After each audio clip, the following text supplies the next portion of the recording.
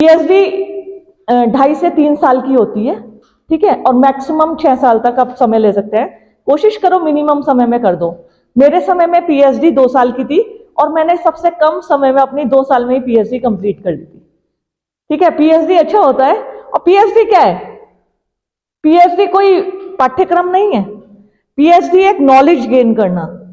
Knowledge, अगर तुम्हारे अंदर जानने की इच्छा है, यानी क्रियोसिटी बोलते हैं, ऐसा क्यों है, कैसे है, पीएचडी जरूर करना एमए के बाद। हाँ, तभी मैं कहती हूँ तुम सब, बस ये जो बैठा है ना, ये मलाई है, मक्खन मानती हूँ मैं इसको, जो ये बैठा है सब अच्छे से। तुम्हें क्यों, मैंने अभी अभी तुमसे आई तो मैंने कहा कि मैं क्लास तो लेती हूँ रोज, लेकिन क्लास में आने से पहले ही मैं सुबह जैसे मैं अपना नाश्ता बना रही हूँ, कैसे कराऊं उनको आज, कैसे क्लास को इंटरेस्टिंग कैसे बनाऊं।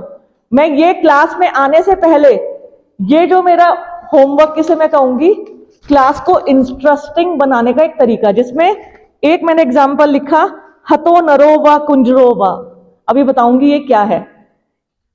बता क्या है? हाँ, बिल्कुल सही पहचाना रजनी। तभी मुझे, मैं ऐसे ही नहीं कह रही हूँ ये क्रीम बैठी है और मक्खन बैठा है, कोई रीजन है जो मैं तुमसे बेहद लगाव करती हूँ।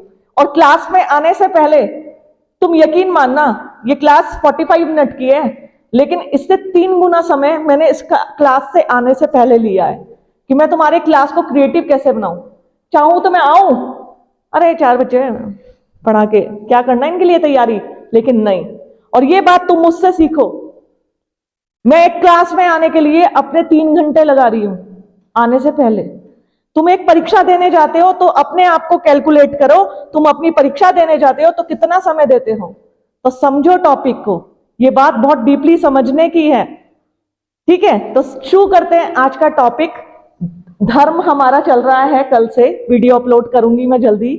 यहाँ पे सिग्नल की थोड़ी प्रॉब्लम है, जैसे कि मैंने बताया, मेरे बेटे के एग्जाम है और मैं सीसीएल पे जा रही हूँ, लेकिन तुम्हारी क्लास रोजाना 7 बजे यूट्यूब लाइव से लूंगी। सिलेबस पूरा कंप्लीट कराऊंगी, नोट्स सारे शेयर करूंगी। अगर मैं अपने बेटे के लिए छुट्टी ले रही हूँ तो अपनी ये वाली रिस्पॉन्सिबिलिटी मैं पैरेलली पूरी करूंगी। तुम्हारी सारी क्लास चलती रहेंगी एज इट इज। हाँ, माध्यम होगा डिजिटल प्लेटफॉर्म, ठीक है। हाँ, हमारी दूरी नहीं बढ़ेगी, पर वैसे फिजिकली दूरी बढ़ जाएगी, लेकिन हम दोनों, मेरे स्टूडेंट और मैं, जुड़े रहेंगे। तो हम बात कर रहे थे धर्म की। मैंने तुमसे कहा था धर्म, जैसे मैंने बोला तो तुम्हारे जहन में क्या प्रश्न आया, तो तुमने बताया था हिंदू धर्म, मुस्लिम धर्म, ईसाई और ये धर्म। तो मैंने कहा था समाजशास्त्रीय परिप्रेक्ष्य में धर्म का मतलब हिंदू धर्म, मुस्लिम धर्म ये नहीं होता। समाजशास्त्रीय परिप्रेक्ष्य में धर्म का अर्थ अगर हम देखें, धर्म के 2 अर्थ हैं, एक संकुचित और एक विकसित। संकुचित कहते हैं एक छोटा अर्थ है और एक बड़ा अर्थ है, ठीक है। ध्यान से सुनिएगा, कल मैंने इसकी परिभाषा या इसकी संधि विच्छेद, इंग्लिश में रिलीजन क्यों बोलते हैं, धर्म जैसे ध्र धातु से बना है, यानी धारण करना, संरक्षण करना, इससे बना है, ठीक है। ये सब मैंने कल बता दिया। आज मैं तुम्हें बताना चाह रही हूं धर्म का अर्थ, संकुचित अर्थ और एक विस्तृत अर्थ। संकुचित अर्थ है किसी आध्यात्मिक और पारलौकिक शक्ति में विश्वास, बिलीव्स। कल बता दिया है कि जब हम बिलीव्स करते हैं कि यहां कुछ है, कोई हमारे पीछे हमें संरक्षण दे रहा है, हम चाहे हमारी आस्था कह लो, हमारी श्रद्धा, अरे भगवान तो हमारे साथ खड़ा है, हमारा प्रभु, मैं हिंदू धर्म की बात नहीं कर रही हूं, प्रभु की बात कर रही हूं। गॉड क्रिश्चियंस में होता है, मुस्लिम में अल्लाह होता है, हमारा भगवान होता है, बौद्ध धर्म में बौद्ध महात्मा बुद्ध को मानते हैं। तो हम मानते हैं हमारे आसपास कोई आध्यात्मिक और अलौकिक शक्ति है और उसको हम मानते हैं। जब हमारा कोई बुरा समय आता है, कोई विपत्ति आती है, हम आंख बंद करके हे प्रभु रक्षा कर लेना, तो भगवान, हम वो कहते हैं ना, जैसे हमने अर्जी लगाई वो अपने हाथों में हमें ले लेता। हाथों में इन द सेंस कोई हमें हाथ में थोड़ा बिठाता है, वो हमारी कठिनाइयों से निकलने के रास्ते बना देता है और हम ऐसे निकल जाते हैं कि सोच भी नहीं सकते। कल मैंने खूब सारे एग्जाम्पल बताए थे, एक वो कार्डियोलॉजिस्ट वाला कि वो प्लेन में जाता है और बैठता है तो सामने भगवान निकालता है। तो कुमार विश्वास ने पूछा, आप तो इतने बड़े कार्डियोलॉजिस्ट हैं, भगवान क्यों निकाले? तो उन्होंने बताया कि जब मैं ऑपरेशन करता हूं तो किस तरीके से मुझे लगता है कि ये आदमी तो गया, इसके अंदर तो कुछ नहीं बचा, लेकिन पता नहीं कैसे मरता मरता आदमी जीवित हो जाता है। और मैंने सारे प्रयास कर लिए, ऑपरेशन भी कर दिया, फिर मुझे लगता नहीं ये तो नहीं बचेगा, लेकिन वो बच जाता है। और एक आदमी जो मुझे लगता है कि ऑपरेशन सक्सेसफुल हुआ, सब कुछ ये तो ठीक है, वो मर जाता है। तो मुझे लगता है कि भगवान सरवाइव करते हैं। एक संकुचित अर्थ में, यानी एक छोटे अर्थ में धर्म का अर्थ है आध्यात्मिक और पारलौकिक शक्ति में विश्वास। ठीक है, अगर आप वृहद दृष्टिकोण से देखें, यानी खूब बड़े दृष्टिकोण से देखें, तो धर्म का अर्थ है, अगर हम बड़े मतलब संकुचित अर्थ में, तो दो शब्दों में, धार्मिक, आध्यात्मिक और पारलौकिक शक्ति में विश्वास कि कोई शक्ति हमारे आसपास है, ये धर्म है। यदि हम धर्म के वृहद मतलब विस्तृत रूप में धर्म को देखें, तो धर्म क्या है क्या? विकसित नहीं, बहुत बड़ा, विकसित रूप में मतलब बहुत बड़े अर्थ में देखें तो धर्म क्या है। देखिए आज धर्म क्या है? वर्ण धर्म, आश्रम धर्म, वर्णाश्रम धर्म, अतिथि सत्कार, कन्यादान, अपने खाने की व्यवस्था करना, दूसरों को खिलाने की व्यवस्था करना, पिंडदान करना। अगर विस्तृत अर्थ दृष्टिकोण से धर्म का अर्थ देखो तो ये सब धर्म में आता है। आज मेरी क्लास में विभिन्न धर्मों के लोग बैठे हैं, ठीक है। मैं तुमसे एक प्रश्न पूछती हूं कि जब हमारे यहां कोई मरता है, जैसे हिंदू धर्म में, ईसाई धर्म में और मुस्लिम धर्म में, ठीक है, फ्यूनरल सेरेमनी की जाती है, यानी दाह संस्कार, यानी अंतिम संस्कार सबके यहां होते हैं। हिंदू धर्म, मुस्लिम धर्म और ईसाई धर्म होते हैं, बोलो, अंतिम संस्कार होते हैं ना। फिर जब वो मर जाते हैं, तुम ही अपना एक्सपीरियंस शेयर करो, हम उनको याद करते हैं और किस रूप में करते हैं, क्या आयोजित करते हैं, जरा बताना जरा। 13वीं बरसी, ठीक है, और तीजा बोलते हैं। हाँ, तो मेरी बात समझो, मैं हिंदू धर्म मुस्लिम धर्म की नहीं बात कर रही हूं, मैं उन विश्वास, उन व्यवस्था की बात कर रही हूं जो जिनका हम पालन करते हैं।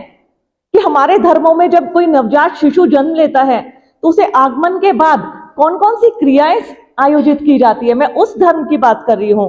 एक लड़की का जब कन्यादान, शादी की जाती है, तो उसका पिता कौन से धर्म का पालन करता है, मैं उस धर्म की बात कर रही हूं। एक पिता, माता, हम कहते हैं ना माता पिता का, पेरेंट्स का धर्म, अपने बच्चों का पालन कैसे करते हैं, मैं उस धर्म की बात कर रही हूं। ठीक है, अंतिम संस्कार, व्यक्ति मृत्यु को प्राप्त हो गया तो अंतिम संस्कार आयोजित किया जाता है, मैं उस धर्म की बात कर रही हूं। हमारे घर अतिथि आते हैं या हम किसी के घर जाते हैं और उन अतिथि सत्कार बोला जाता है, मैं उस धर्म की बात कर रही हूं। तो संकुचित अर्थ में धर्म का अर्थ है धार्मिक और आध्यात्मिक परलौकिक शक्ति में विश्वास, जो हमें लगता है हे प्रभु तू हमारे साथ है, कल एग्जाम है तो सबसे पहले भगवान रक्षा करना। तुम्हारे साथ भी ऐसा है या मेरे साथ ही है? अच्छा, तुम्हारे साथ भी ऐसा, चलो थैंक गॉड, सुन के अच्छा लगा।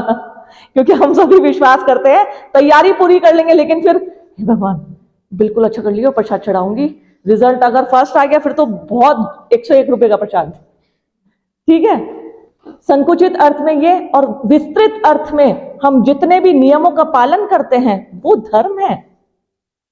ये मत सोचना सिर्फ सुबह को तुमने उठे, अपने धार्मिक ग्रंथों का अध्ययन किया, दीपक घुमाया या पूजा अर्चना की, वो ही धर्म है, नहीं। तुम अपनी माता को नमस्कार करते हो, वो तुम्हारा धर्म है। तुम अपनी माता की हेल्प करते हो, काम करते हो, वो तुम्हारा धर्म है। तुम महाविद्यालय आए, गुरु को प्रणाम किया, ये तुम्हारा धर्म है। तुम पढ़ रहे हो, ये तुम्हारा धर्म है। रास्ते में कोई दिखा, तुमने उसकी मदद कर दी, ये तुम्हारा धर्म है। तो धर्म हिंदू धर्म, मुस्लिम धर्म, ईसाई धर्म, ये सब नहीं है। धर्म है आचरण से, जो नियम बने हैं उनका पालन करना, और ऐसे मन से करना, शुद्ध मन से, नेकी कर कुएं में डाल। ठीक है, तो इसी रूप में आज मैं धर्म के तुम्हें विविध स्वरूप पढ़ाने जा रही हूं। और UGC NET UPSC mains exam, उसमें आप अक्सर देखेंगे कुछ टिप्पणियां आती हैं। जैसे कई बार बच्चे मुझसे पूछते हैं, मैडम आप धर्म किसे कहते हैं, स्वधर्म किसे कहते हैं? मैंने मेरे पीछे बोर्ड पे लिख दिया है कि कुल धर्म किसे कहते हैं या आश्रम धर्म किसे कहते हैं। तो तुम ये समझना, तुम आज ये बीए वाली क्लास नहीं ले रहे हो, तुम यूपीएससी की या यूजीसी नेट के लिए तैयार कर रहे हो, क्योंकि आज की जो ये टर्म्स मैं पढ़ाने जा रही हूं वो इतनी इंपॉर्टेंट है कि जो आपको अगर कहीं ढूंढने जाओगे ना यूट्यूब के चैनल पे नहीं मिलेगी। मैंने कहा ना, मैं तैयारी ऐसे नहीं करके आई हूं, और ऐसे करके आई हूं तुम बिल्कुल बेहतरी से समझ जाओ एग्जाम्पल से। ठीक है, चलिए शुरू करते हैं। धर्म के विविध स्वरूप। अगर देखा जाए धर्म के दो स्वरूप हैं, सामान्य धर्म और विशिष्ट धर्म। धर्म के मुख्य रूप से दो स्वरूप है, फॉर्म्स बोलते हैं सानिया उसको, फॉर्म्स ऑफ रिलीजन। धर्म के स्वरूप यानी फॉर्म्स ऑफ रिलीजन। ठीक है, एक मैंने बताया सामान्य धर्म और दूसरा मैंने बताया विशिष्ट धर्म। ध्यान से सुनना, और रटने का तो बिल्कुल है ही नहीं, इतना इजी है। अगर आज इस क्लासरूम में इस क्वेश्चन को पढ़ के चले जाओगे, तुम्हें कभी रटने की आवश्यकता नहीं है।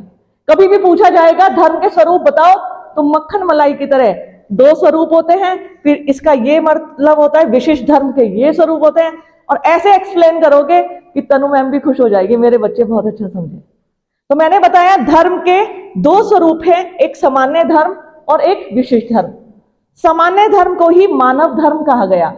देखो सुनो, सामान्य धर्म को ही मानव धर्म कहा गया। मैंने बताया धर्म के दो स्वरूप है, सामान्य धर्म और विशिष्ट धर्म। सामान्य धर्म होते हैं कुछ ऐसे कर्तव्य कि जैसे हम पालन भी करें या नहीं करें, नहीं करेंगे तो कोई सजा नहीं दे देगा।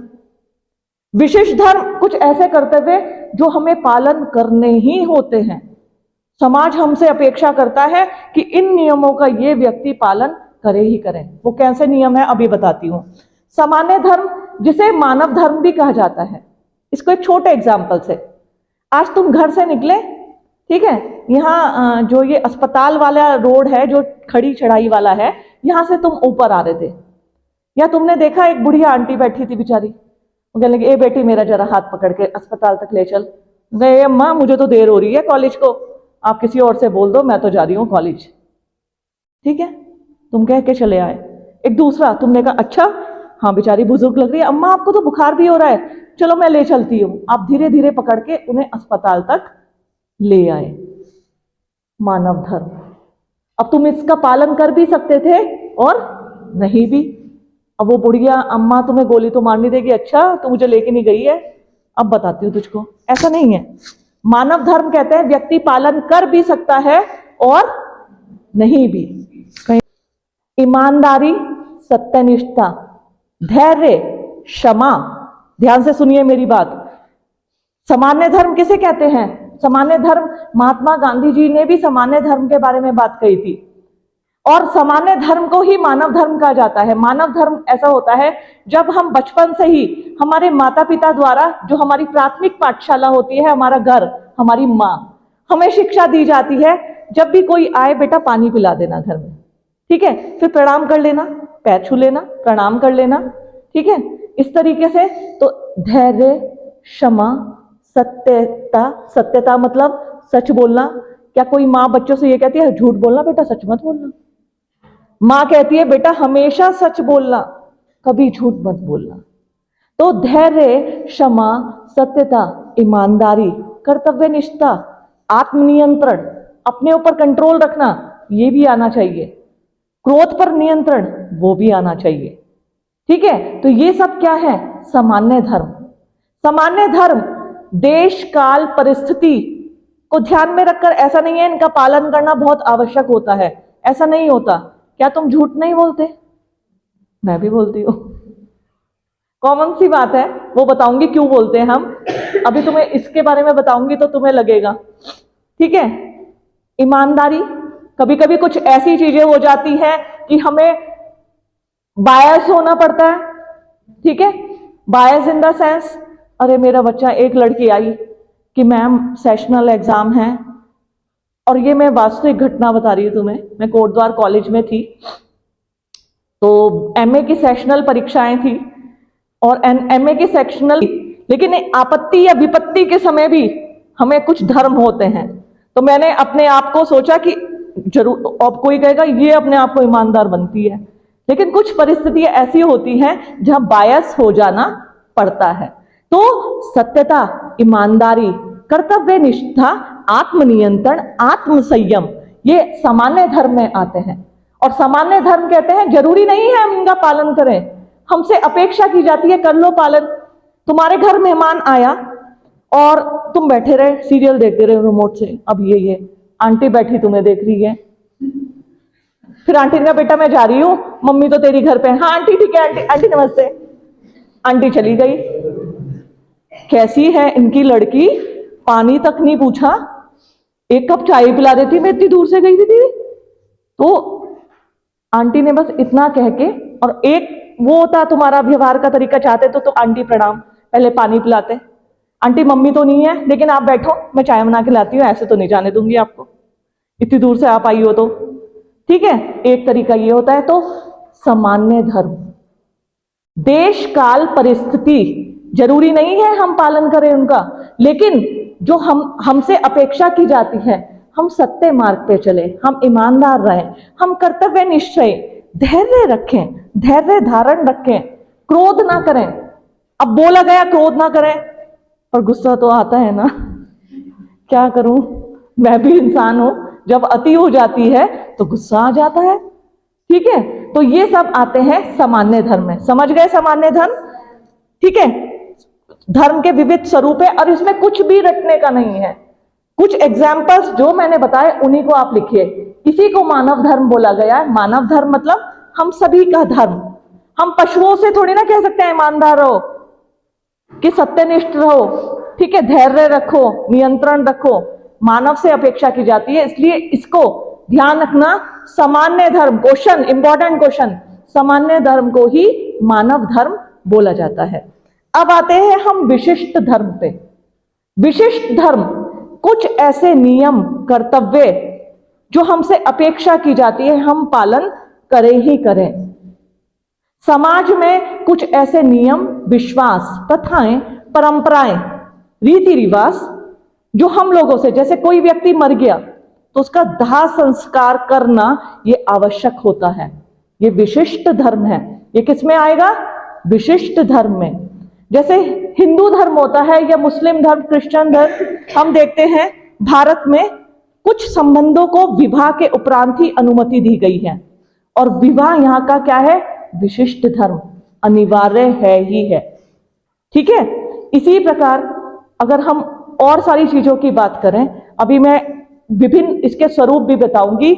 विशिष्ट धर्म, विशिष्ट धर्म वह कर्तव्य है जिसका समय, परिस्थिति, देश, काल, स्थान विशेष को ध्यान में रखते हुए पालन करना अनिवार्य माना जाता है। फिर से सुनिए, विशिष्ट धर्म धर्म का वह स्वरूप है जिसे देश, काल, परिस्थिति, समय को ध्यान में रखते हुए पालन करना जरूरी होता ही होता है। और विशिष्ट धर्म के कुछ स्वरूप है, वो मैं आप लोगों के सामने डिस्कस करूंगी। सबसे पहला वर्ण धर्म। विशिष्ट धर्म का पहला स्वरूप है वर्ण धर्म। वर्ण मैंने तुम्हें 4-5 वीडियो के माध्यम से पढ़ाया, 4-5 क्लासेस वर्ण के बारे में ली। वर्ण क्या है? कितने होते हैं वर्ण? थप्पड़ खाएगा भी। कौन कौन से? शूद्र। कैसे भूल गया लड़के तू? अभी कुछ था नहीं मेरे हाथ में, वरना तेरे सर होता और मेरा हाथ का वो प्रोडक्ट होता। 4 क्लासेस से पढ़ा रही हूं, ठीक है। 4 वर्ण होते हैं और उन वर्णों के कुछ कर्तव्य निर्धारित किए गए हैं, ठीक है। ब्राह्मण का पठन पाठन का कार्य, धार्मिक उत्सव त्योहार पे धार्मिक कृत्य जो आयोजित किए जाते हैं वो ब्राह्मण का। क्षत्रिय का सेना का संचालन करना, हमारी रक्षा करना, हमारी यानी प्रजा की रक्षा करना, हमारी संपत्ति की रक्षा करना। वैश्य का आता है अन्न उपजाना, व्यापार वाणिज्य करना। शूद्र की होता है कि तीनों वर्गों की सेवा करना, ऐसे माना गया। तो वर्ण धर्म कहते हैं जो धर्म, जो कर्तव्य हमारे वर्ण के अनुसार निर्धारित किए गए हैं, जो कर्तव्य हमारे वर्णों के अनुसार निर्धारित किए गए हैं, उनका पालन किया जाना आवश्यक माना जाता है, जिसे कहा जाता है वर्ण धर्म, ठीक है। वर्ण के अनुसार जो कर्तव्य होते हैं, आप उन कर्तव्यों को लिख देना। ब्राह्मण, क्षत्रिय, वैश्य और शूद्र का, उनका पालन करना क्या होता है? वर्ण धर्म। इसी प्रकार आश्रम धर्म। आश्रम धर्म, अभी मैं आश्रम व्यवस्था जब आपको पढ़ाऊंगी विस्तार से, तब आप विस्तार से समझेंगे। फिलहाल आश्रम क्या होता है? हिंदू धर्म में खास तौर पर ऐसा माना जाता है, आश्रम, आ हटा दो, श्रम किसे कहते हैं? काम करना, ठीक है। श्रम मैंने कल भी बताया था तुम्हें, कार्य करना। ऐसा माना जाता है जो व्यक्ति आया है ना हिंदू धर्म में, जिसका जन्म हुआ है, उसे कुछ श्रम करना पड़ता है, यानी कार्य करने पड़ते हैं। कार्य कैसे करने पड़ते हैं? आश्रम के अनुसार। व्यक्ति की आयु को 100 वर्ष का मानकर उसे 4 आश्रम में बांटा गया है। ब्रह्मचर्य आश्रम, गृहस्थ आश्रम, वानप्रस्थ आश्रम और संन्यास आश्रम। और उनमें रहकर व्यक्ति कार्य करता है। जैसे ब्रह्मचर्य आश्रम में गुरु की सेवा करना। ऐसा माना जाता था पहले, चाहे राजा महाराजा हो, राजा महाराजा हाथ जोड़कर, कोई गुरु, कभी भी तुमने ये नहीं देखा होगा कि बच्चों को पढ़ाने राजा के यहाँ आता था। राजा अपने बच्चों को आश्रम लेके जाता था और हाथ जोड़कर गुरु से कहता था, मेरे बच्चों का रक्षा करना। फिर बच्चे ये नहीं कहते थे, पापा पापा गुरुजी ने तो आज झाड़ू लगवाई आश्रम में। अच्छा, तुझसे झाड़ू लगवाई? अब देख, हाँ भाई ये टीचर है, ये हमारे बच्चों से झाड़ू लगवा ली इसने, इस टीचर ने। आज क्या होता है? यही तो होता है। पहले भगवान राम, लक्ष्मण, भरत, शत्रुघ्न आश्रम गए थे। गुरु की सेवा, सुबह भोर, गुरु के उठने से पहले उठना, गुरु के सोने के बाद सोना, पूरे दिन अपने गुरु की सेवा करना, आश्रम में झाड़ू भी लगाना और जाना भिक्षा मांग कर लाना। भिक्षा किसके लिए? अपने गुरु का और अपना पेट भरने के लिए। भिक्षाम देवी।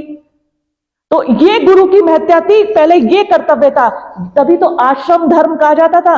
और व्यक्ति से अपेक्षा की जाती थी, जा बेटा तू अपने ब्रह्मचर्य आश्रम का पालन करके आ।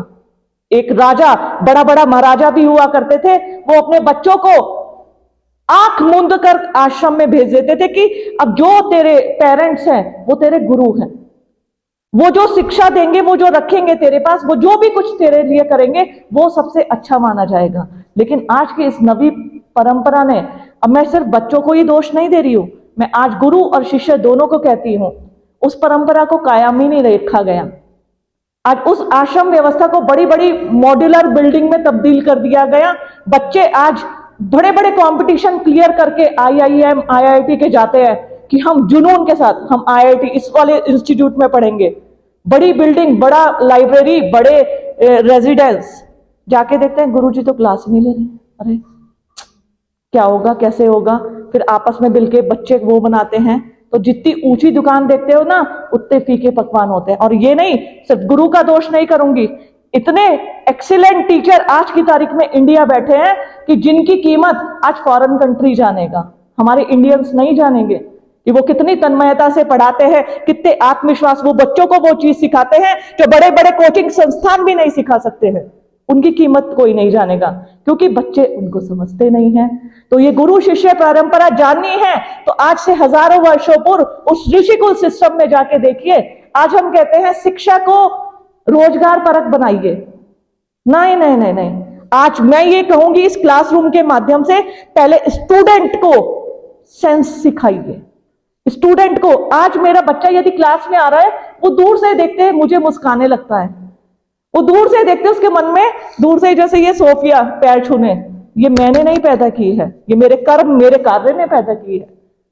ठीक है, तो मैं आज जैसे अपने गुरु के प्रति मन में, मतलब एक क्या बताऊं, मेरे गुरु आज इस दुनिया में नहीं है, लेकिन उनके प्रति जो आदर और सम्मान मेरे मन में है वो मैं भूल नहीं सकती। और वो ही तुम लोगों को सिखा रही हूं जो मेरे गुरु ने मुझे सिखाया था। और ऐसी बात नहीं है ऐसे टीचर नहीं है, असंख्य ऐसे टीचर हैं। और ऐसी बात नहीं है कि आज की तारीख में ऐसे स्टूडेंट नहीं है। सब कहते हैं मॉडर्न कल्चर है, बच्चे टीचर्स को नहीं समझते हैं। मैं नहीं मानूंगी ये बात। मैं जहां भी जाती हूं मुझे ऐसे बच्चे मिलते हैं। मैंने आज तुमसे क्या कहा, जो ये पूरी क्लास बैठी है, ये क्या है? मक्खन, क्रीम। क्यों बोला है? मैं मां की तरह तुम्हें अंदर देख सकती हूं, कितना पोटेंशियल, कितनी एनर्जी है मेरे बच्चों के अंदर। तो आश्रम व्यवस्था की बात कर रहे हैं। श्रम कहते हैं कार्य करना। क्या गुरु का कार्य, क्या बच्चे का कार्य। फिर वो गृहस्थ आश्रम में प्रवेश किया तो उसने जो अपने पारिवारिक दायित्वों को निभाया, दायित्वों को निभाना यानी काम करना, वो उसका धर्म है। तो वर्ण धर्म, आश्रम धर्म, ठीक है। तो आश्रम जब मैं विस्तार से पढ़ाऊंगी ना तुम्हें आनंद आ जाएगा। आश्रम में तुम क्लास सब लोग ज्वाइन करना। इसी तरीके से कुल धर्म, पहले क्या होते थे, कुल होते थे, ठीक है। कुल मतलब खूब सारे परिवार मिला के एक ही कुल के लोग आते थे। रघुकुल रीत सदा चली आई, प्राण जाए पर वचन न जाए। रघुकुल यानी रघु का कुल, कुल मतलब जितने परिवार उनसे जुड़े हुए उनके नातेदार रिश्तेदार हैं उनको कुल बोला जाता था, ठीक है। तो कुल धर्म कहते थे कि अपने कुल के, अगर तुम यहां बैठे हो और उस परिवार को कोई कष्ट है, सब मिलकर उसके पास पहुंच जाओ, हाथ लिखा दो। शादी विवाह उत्सव में आज तो निमंत्रण देना पड़ता है, पहले कार्ड छपाए जाते हैं फिर बांटे जाते हैं। और एक नया कल्चर ट्रेंड में आ गया, मिठाई के डब्बे और ड्राई फ्रूट बॉक्स कि भैया शादी में आना। पहले जिसके यहाँ शादी होती थी उनके यहाँ सब लोग आते थे, मुझे क्या करना है बताओ, मैं क्या कर सकता हूं लड़की के लिए, मैं क्या दे सकता हूं। आज का ट्रेंड कि मैं तो थोड़ी सी खफा हूं इस ट्रेंड से, इसको फॉलो नहीं, बिल्कुल चेंज हो गया। तो कुल धर्म कहते थे कोई व्यक्ति बीमार है सब इकट्ठे हो जाते थे, किसी लड़की की शादी है पूरा कुल इकट्ठा हो जाता था, किसी व्यक्ति की मृत्यु हो जाती थी पूरा कुल के लोग ऐसे इकट्ठा हो जाते थे, पता भी नहीं चलता था। और आज लड़की का बाप अपने आप को असहाय महसूस करता है, यार कितना दहेज कहां से लाऊंगा, इंतजाम कैसे करूंगा, फूफा जी का मुंह फूला हुआ है, बुआ जी नाराज है, ठीक है, इनको साड़ी नहीं मिली वो वाली, आजकल ये चलता है। और जबकि पहले लड़की के पिता को एहसास भी नहीं होता था मेरी लड़की विदा भी हो गई, अरे कितने अच्छे मेरे कुल के लोग हैं। तो कुल धर्म, इसकी अपेक्षा की जाती है कि कुल धर्म का निर्वाह कीजिए। इसी प्रकार काल और देश धर्म भी होता है। काल और देश धर्म सुनोगे मजा आ जाएगा, आहा क्या होता है काल देश धर्म। हम भारत में रहते हैं, हमारे भारत में विवाह से पूर्व संबंधों को मान्यता नहीं दी जाती। वहीं यदि तुम आज फॉरेन कंट्री में चले जाओ, वहां रिलेशनशिप, छोटे छोटे बच्चे तुम देखोगे 14 साल के बाद घर छोड़ के चले जाते, कॉमन सी बात है। काल और देश धर्म पता होना चाहिए तुम्हें, ये बिल्कुल कंपटीशन की टर्म है और जो कि मैं तुम्हारे जैसे ही एग्जांपल से समझा सकती हूं। एडल्ट हो, शर्माते क्यों, एडल्ट्स हो, तुम्हें तो एडल्ट एजुकेशन, लड़कियों खासतौर पे तुम्हें सब चीज पढ़नी चाहिए। फालतू की रील छोड़ो, अपने मतलब की बात पढ़ो आज की तारीख में, बाद में पछताना ना पड़े, इसलिए पहले ही सब चीज देखो। काल देश धर्म होता है जहां जिस जगह तुम रहो, काल और देश धर्म। इसका एग्जाम्पल तुम्हें अपने से बताऊंगी, तुम कहोगे मैडम तारीफ कर रही है, तारीफ नहीं कर रही हूं, काल और देश धर्म की बात कर रही हूं, ठीक है। इसको जैसे कि मैं तुम्हें अपने एग्जाम्पल से बताती हूं, मैं उत्तराखंड से हूं, शू से ही रहने वाली। मेरी शादी बाई चांस फिक्स हो गई प्रयागराज में, तो वहां का कल्चर थोड़ा बैकवर्ड है, ठीक है। तो मेरे इवन आईआईटी के एक प्रोफेसर थे, उन्होंने मम्मी से मेरी बोला जब मेरा रिश्ता तय हुआ, तनु वहां रह नहीं पाएगी और थोड़ा ट्रेडिशनल कल्चर डिफरेंस है वहां का और उत्तराखंड में, आपकी बेटी। मैंने कहा नहीं मम्मी मैं रह लूंगी, क्योंकि मेरी पसंद से मेरी शादी हो रही थी, हाँ।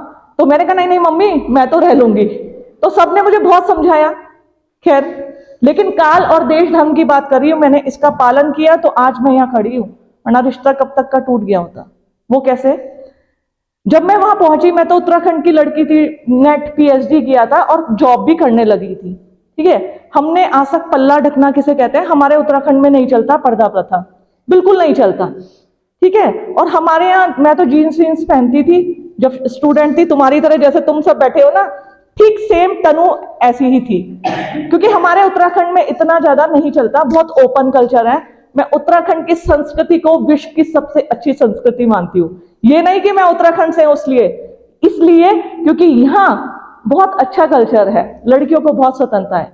जब मेरी शादी हुई और शादी करके मुझे ज्यादा मेरा इंटरेक्शन मेरे घर वालों से नहीं हुआ था, बस मैं अपने हस्बैंड को जानती थी। और जब मैं शादी करके पहुंची तो वहां रोज साड़ी पहननी पड़ती थी, तो मेरी वो कहती थी पल्ला करो, पल्ला और ऐसे करके, तो मैं सोचती थी मैं चलूंगी कैसे, कई बार तो मैं गिरते गिरते बची, तो मैंने अपने काल देश धर्म का पालन किया। मुझे साड़ी पहननी आती नहीं थी, और आज तुम नोटिस करते हो मैं अपनी हर क्लास में साड़ी में आती हूँ। रेयर केस में सूट पहनती हूँ, कोशिश करती हूँ हर क्लास में साड़ी पहनूं, क्योंकि मैंने उस चीज को सकारात्मक लिया। अगर मैं नेगेटिव लेती तो मैं कहती मैं नहीं पहनूंगी साड़ी वाड़ी, मैं तो मॉडर्न लड़की हूँ, मैं क्यों पहनूंगी साड़ी, मेरे पास तो है भी नहीं और मुझे पहननी भी नहीं आती। लेकिन नहीं, मैंने काल देश धर्म का ध्यान रखा। मैंने सबसे पहले साड़ियां खरीदी और साड़ी को पहनना सीखा। ठीक है, मेरे हस्बैंड बहुत कोऑपरेटिव हैं, और मेरी सास तो बहुत अच्छी।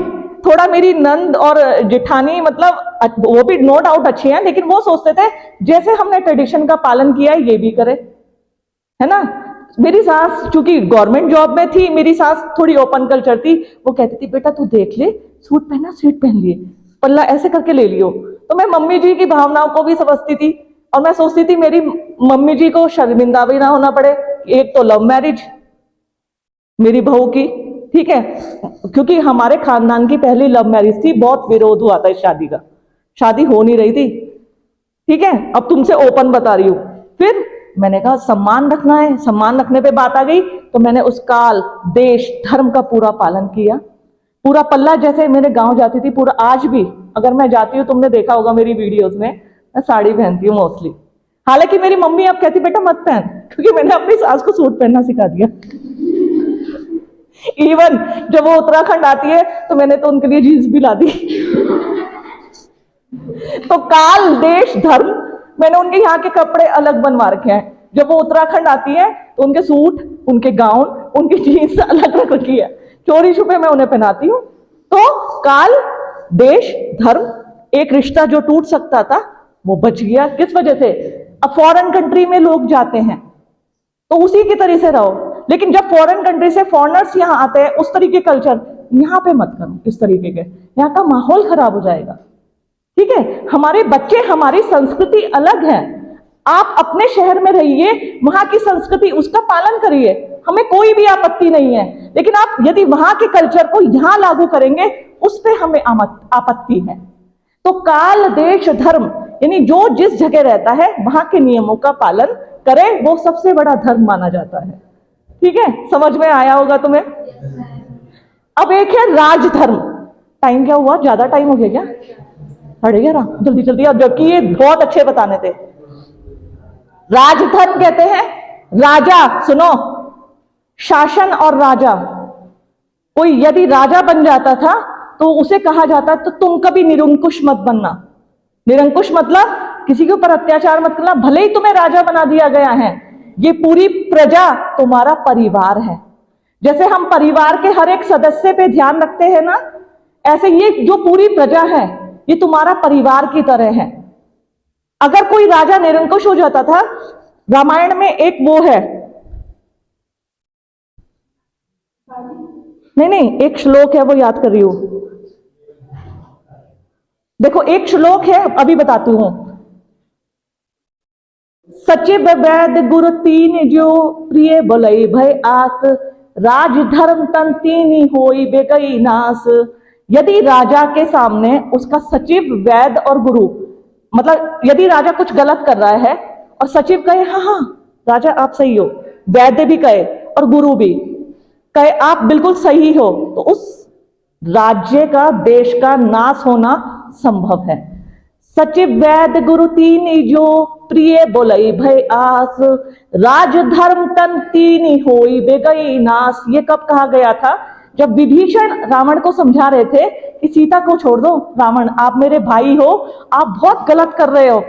तो सचिव थे और वैद्य भी बैठे थे और उनके गुरु भी बैठे थे रावण के, तो उन्होंने विभीषण का साथ नहीं दिया कि विभीषण सही कह रहा है। यदि वो उस समय बोल पड़ते कि बिल्कुल विभीषण सही कह रहा है, रावण तुम अपने छोटे भाई की बात मान जाओ, तो इतनी बड़ी रामायण और ये सब होता ही ना, युद्ध, रावण मरता ना। लेकिन किसी ने विभीषण की बात नहीं मानी और रावण ने उसको एक लात मारी और भगा दिया अपने छोटे भाई को। तो इसलिए कहा गया है राजधर्म का हमेशा पालन करना चाहिए। एक राजा, आज की तारीख में मैं सभी इंस्टीट्यूट के हेड को बोलूंगी ये बात, जितने कर्मचारी, या मैं भी हूं, मेरे जितने भी स्टूडेंट हैं सब इक्वल है। एक मैं ऐसा ना करूं कि रजनी को तो बहुत अच्छा मानूं और सौव्या को नहीं। नहीं, ऐसा नहीं। यदि एक मैं वो हूं तो परिवार की तरह मानती हूं, तो मैं सबको एक दृष्टि से देखूंगी। ठीक है, एक इंस्टीट्यूशन होते हैं या डीएम होता है, वो सभी को एक नजर से देखे। हमारा मुख्यमंत्री होते हैं, हम चाहते हैं वो सभी को एक नजर से देखे। हमारे प्रधानमंत्री होते हैं, हम चाहते हैं वो सबको एक जैसा माने। तो ये होता है राजधर्म। ठीक है, नेक्स्ट है स्वधर्म। बहुत इंपॉर्टेंट है, मैं विस्तार से पढ़ाना चाहती थी, टाइम पता ही नहीं चला क्लास का कहां चला गया। स्वधर्म कहते हैं अपना धर्म, तुम्हारा धर्म। तुम्हें अपने गुरु की सेवा कैसे करनी है। ठीक है, एक पिता है, उसे अपनी लड़की का पालन कैसे करना है, उसे अपनी लड़की को शिक्षा कैसे देनी है। एक माँ अपने लड़के को शिक्षा कैसे देगी, कैसे कहेगी बेटा तू समय से करना, तो उसे क्या कहते हैं, स्वधर्म, यानी हमारा धर्म। मैं एक गुरु हूं, मुझे पता है मुझे अपने हर एक स्टूडेंट के साथ कैसा व्यवहार करना है, स्वधर्म। मैं एक माँ हूं, मुझे पता है मेरे बेटे के एग्जाम है, वो पूरे साल पढ़ नहीं पाया, अब मुझे अपना वो धर्म निभाना है, स्वधर्म। जो मैं सीसीएल जा रही हूं वो है मेरा स्वधर्म। सबसे ज्यादा इंपॉर्टेंट आप धर्म। मैंने तुम्हें एक एग्जाम्पल बताया था अभी अभी, एक ईमानदारी वाला। मैंने एक बच्चे की कॉपी लिखवा के पास कर। विपत्ति के समय, एक मिनट जरा इन बच्चों से कहूं थोड़ा सा शांत हो जाओ, बस क्लास चल रही। क्लास बच्चों प्लीज थोड़ा, एक क्लास मेरी 10 मिनट है ना, है ना।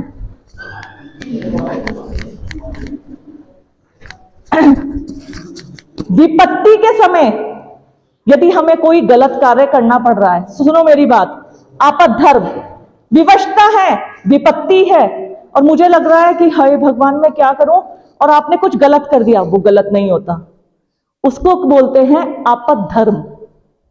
ठीक है, इसको एक एग्जांपल से बताती हूं। एक व्यक्ति बहुत बीमार है, पूर्णतः शाकाहारी है, फिर वो मरने के उसमें पता है, तो उसमें किसी एक उस वैद्य ने बोला, जैसे अक्सर जब वो बहुत सारी दिमाग की नसें वो हो जाती हैं, ऐसे बोला जाता है गर्म चीज खिलाई जाती है, और कबूतर का जो ब्लड होता है वो गर्म होता है। अब एक व्यक्ति शाकाहारी है और उसे वो ब्लड पिला दिया गया, तो वो हुआ आपधर्म। उसने अपनी विवशता के समय, मजबूरी के समय। इसी प्रकार गीता में तुमने देखा होगा, श्री कृष्ण और सारथी थे अर्जुन के। अर्जुन ने जब महाभारत के युद्ध और रणभूमि में गए, तो वो अपने रथ से, और उनके धनुष था गांडीव, ठीक है, उन्होंने गांडीव उतारा और हताश होकर बैठ गए। श्री कृष्ण ने कहा, हे तात तुम्हें क्या हुआ। उसने कहा, ये तो सारे मेरे भाई हैं, मेरे सामने मेरे सारे भाई खड़े हैं, भीष्म पितामह मेरे दादा हैं, ये सब मैं इनके से कैसे लड़ूं। हे कृष्ण मैं तो नहीं लड़ पाऊंगा। तो कृष्ण ने जो उनको समझाया वो आप धर्म था, कि कृष्ण अर्जुन ये तेरा आप धर्म है। इस समय आप धर्म के लिए तुझे अपने भाइयों को भी मारना पड़ेगा। और इसको एक और चीज से बताऊंगी तुम्हें। श्री कृष्ण में ही अश्वत्थामा की कहानी तुमने सुनी है, हतो नरो मा कुंजरो वा, है ना। एक वो था हतो नरो वा कुंजरो वा, अश्वत्थामा हतो नरो वा कुंजरो वा। अब तुम कहोगे ये क्या बोल रही है मैडम। ऐसा हुआ, श्री कृष्ण को लग रहा था कि यदि इस युद्ध को, महाभारत के युद्ध को जीत सकते हैं तो द्रोणाचार्य अर्जुन को हरा सकते हैं। ठीक है, उन्हें भय था कि और अर्जुन अपने गुरु, क्योंकि अर्जुन ने द्रोणाचार्य से गुरु शिक्षा ली थी, तो ये इनके सामने हथियार पक्का डाल देंगे। तो उन्होंने कहा मैं ऐसा क्या करूं कि श्री कृष्ण और द्रोणाचार्य का सामना हो ही ना। तो उन्होंने एक योजना बनाई। एक अश्वत्थामा नाम का हाथी था और द्रोणाचार्य के पुत्र का नाम था अश्वत्थामा। तो उन्होंने कहा कि अर्जुन तो मेरी बात मानेंगे नहीं और ये जीता जिताया युद्ध हाथ से निकल जाएगा और पांडव हार जाएंगे। तो उन्होंने एक भ्रामक समाचार फैलाया। एक अश्वत्थामा नाम का हाथी था, उसे मार दिया गया और उन्होंने कहा अश्वत्थामा मारा गया, अश्वत्थामा मारा गया। भीम ने भी कहा अश्वत्थामा मारा गया। तो द्रोणाचार्य जी को पता था कि युधिष्ठिर जो है धर्मराज बोला जाता है, वो कभी झूठ नहीं बोलते। उन्होंने, द्रोणाचार्य ने युधिष्ठिर से पूछा, युधिष्ठिर तुम बताओ अश्वत्थामा मारा गया क्या। तो उन्होंने बोला अश्वत्थामा हतो नरो म कुंजरोवा, मतलब उन्होंने द्रोणाचार्य से बोला युधिष्ठिर ने कि हाँ अश्वत्थामा मारा गया, लेकिन वो मनुष्य था या हाथी था ये मैं नहीं जानता। हतो नरो व कुंजरो व, कि वो नर था या कुंजरो मतलब हाथी था, वो आदमी था या हाथी था तो मैं नहीं जानता। तो उन्होंने हथियार डाल दिए थे और धृष्टद्रव ने उनकी हत्या कर दी थी। तो ये आपद धर्म हुआ कि अपनी, जब हमें जैसे कई बार रक्षा करने के लिए विवशता मजबूरता